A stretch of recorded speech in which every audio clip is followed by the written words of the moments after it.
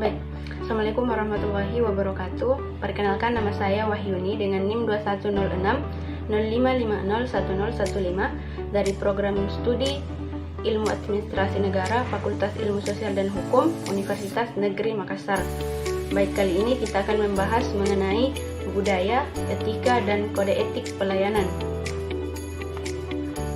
Nah, setiap orang mempunyai kepribadian yang unik, demikian juga dengan organisasi. Kepribadian ini mempengaruhi cara kita bertindak dan berinteraksi dengan orang lain. Nah, budaya adalah satu cara hidup yang berkembang dan dimiliki bersama oleh sebuah kelompok orang dan diwariskan dari generasi ke generasi. Nah, pelayanan adalah proses pelaksanaan jasa oleh yang melayani langsung kepada yang dilayani, atau pelayanan bisa diartikan sebagai penyediaan informasi yang membuat konsumen mudah dan nyaman untuk menggunakan barang atau alat. Nah, pelayanan di Indonesia diasosiasikan dengan arti keramah tamahan, atau biasa kita dengar kata-kata yang mengatakan bahwa orang Indonesia tak perlu diajari untuk tersenyum, atau senyum orang di Singapura adalah senyum profesional dan komersial. Nah, budaya pelayanan adalah suatu nilai, kepercayaan, atau kebiasaan yang dianut oleh suatu kelompok secara turun-temurun mengenai perilaku pelayanan kepada konsumen. Nah, budaya yang berorientasi pada pelayanan masyarakat. Budaya pelayanan ini menjadi bagian dari organisasi, berarti menjadi bagian dari budayanya. Pelayanan perlu dijadikan budaya dalam rangka mencapai tujuan organisasi. Membangun budaya pelayanan dalam organisasi merupakan salah satu upaya untuk meningkatkan kualitas pelayanan. Nah, pertanyaannya, apakah budaya yang diadopsi oleh suatu organisasi selalu baik? Nah, budaya pelayanan dapat mengarah pada budaya positif atau negatif tergantung dari komitmen manajemen yang mengelolanya. Nah, apa sih perbedaan antara budaya positif dengan budaya negatif? Nah, budaya positif itu disiplin, tepat waktu, rajin, produktif, taat aturan, dan lain-lain. Kemudian memperhatikan dan melayani pelanggan atau stakeholder dengan baik. Kemudian menerima kritik dan saran yang membangun. Sementara budaya negatif itu malas, kemudian tidak tepat waktu, melanggar aturan, kerjanya asal-asalan, kemudian hanya memperhatikan diri sendiri dan tidak memperdulikan orang lain, selalu merasa paling benar, tidak menerima masukan dari orang lain. Nah, contoh budaya pelayanan, misalnya suatu call center yang sudah terbiasa dengan disiplin pola pelayanan terstruktur, mulai dari alur pembicaraan serta sistem penilaian rekaman pembicaraan, akan membangun budaya karyawan yang memiliki kontrol pada emosi, intonasi, serta kejelasan dan penyelesaian masalah sesuai permintaan penelepon. Atau budaya pelayanan akan memberikan karakter dan standar pelayanan dalam organisasi. Nah, budaya pelayanan ini harus didukung oleh proses pelatihan berkesinambungan atau studi kasus.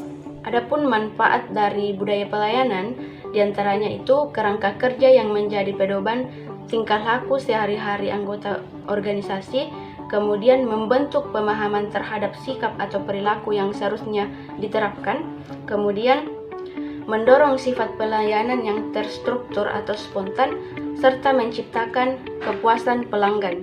Nah, penerapan budaya pelayanan harus berlaku bagi semua karyawan dari atasan sampai dengan bawahan. Kemudian harus ada sosialisasi mengenai budaya pelayanan yang diterapkan di dalam suatu organisasi. Penerapan budaya pelayanan harus dibentuk dan membutuhkan waktu sampai benar-benar menjadi bagian dari diri karyawan. Kemudian membutuhkan komitmen semua pihak dalam menjalankan proses tersebut. Bagaimana cara membangun budaya pelayanan? Cara membangun budaya pelayanan dapat dilakukan dengan cara proses seleksi dan penerimaan karyawan, kemudian orientasi atau pengenalan lingkungan, bimbingan atau pengembangan dan latihan berkelanjutan, kemudian komunikasi internal, Kemudian sistem penilaian karyawan atau sistem reward dan punishment. Nah, hubungan etika dengan budaya. Nah, etika merupakan standar moral yang menyangkut baik buruk dan benar salah. Etika pelayanan publik, penerapan etika dalam hal ini nilai baik atau buruk dalam proses memberikan pelayanan kepada masyarakat.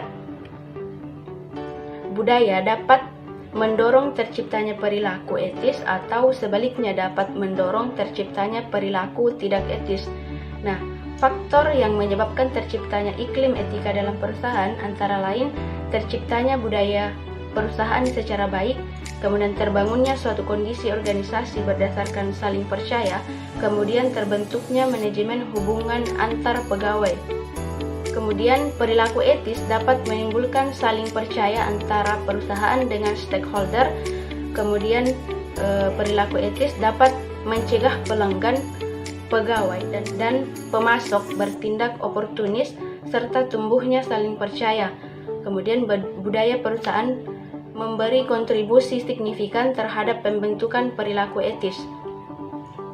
Nah, kode etik pelayanan publik menurut American Society for Public Administration atau ASPA tahun 1981, yang pertama, pelayanan kepada masyarakat adalah di atas pelayanan kepada diri sendiri. Kemudian yang kedua, rakyat adalah berdaulat dan mereka yang bekerja dalam instansi pemerintah pada akhirnya bertanggung jawab kepada rakyat. Kemudian hukum mengatur semua tindakan dari instansi pemerintah. Kemudian manajemen yang efisien dan efektif adalah dasar bagi administrasi negara. Kemudian sistem penilaian kecekapan, kesempatan yang sama dan asas-asas etikat yang baik akan didukung, dijalankan dan dikembangkan. Kemudian perlindungan terhadap kepentingan rakyat adalah sangat penting. Pelayanan kepada masyarakat menuntut kepekaan khusus dengan ciri-ciri sifat keadilan, keberanian, kejujuran, persamaan, kompetisi, dan kasih sayang.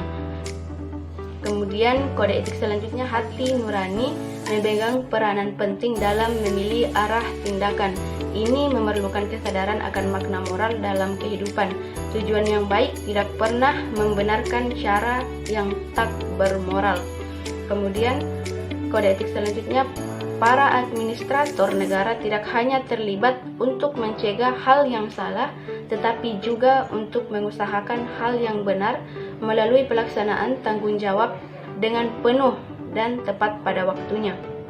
Dalam hal ini, pelayanan publik hendaknya mendahulukan peran daripada wewenang, melayani bukan dilayani, mendorong bukan menghambat, mempermudah bukan mempersulit, kemudian sederhana bukan berbelit-belit. Nah, adapun prinsip-prinsip etika pelayanan publik yang dikembangkan oleh Institut Josephson Amerika, yang pertama jujur, dapat dipercaya, tidak berbohong, tidak menipu, mencuri, curang, dan berbelit-belit. Yang kedua, integritas, berprinsip, terhormat, tidak mengorbankan prinsip moral, dan tidak bermuka dua. Yang ketiga, memegang janji, memenuhi janji serta mematuhi jiwa perjanjian sebagaimana isinya dan tidak menafsirkan isi perjanjian itu secara sepihak. Kemudian yang keempat, setia, loyal, dan taat pada kewajiban yang semestinya harus dikerjakan.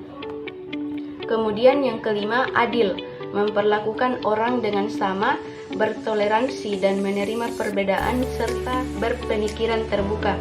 Kemudian yang keenam, perhatian, memperhatikan kesejahteraan orang lain dengan kasih sayang, memberikan kebaikan dalam pelayanan. Kemudian yang ketujuh, hormat. Orang yang etis memberikan penghormatan terhadap martabat manusia, privasi, dan hak menentukan nasib bagi setiap orang. Yang kedelapan, kewarganegaraan. Kaum profesional sektor publik mempunyai tanggung jawab untuk menghormati dan menghargai serta mendorong pembuatan keputusan yang demokratis. Yang kesembilan, keunggulan. Orang yang etis memperhatikan kualitas pekerjaannya dan seorang profesional publik harus berpengetahuan dan siap melaksanakan wewenang publik. Kemudian yang ke-10, akuntabilitas. Orang yang etis menerima tanggung jawab atas keputusan, konsekuensi yang diduga dari dan kepastian mereka, dan memberikan contoh kepada orang lain. Kemudian yang ke-11, menjaga kepercayaan publik. Orang-orang yang berada di sektor publik mempunyai kewajiban khusus untuk mempelopori dengan cara mencontohkan untuk menjaga dan meningkatkan integritas dan reputasi proses legislatif. Adapun indikator dari pelayanan publik etis, yang pertama efisiensi, efektivitas, kualitas pelayanan atau kepuasan masyarakat, kemudian responsivitas, kemudian akuntabilitas. Nah, mungkin itu saja yang bisa kita bahas di pertemuan kali ini. Lebih dan kurangnya mohon dimaafkan. Sampai jumpa di next video. Wassalamualaikum warahmatullahi wabarakatuh. Terima kasih.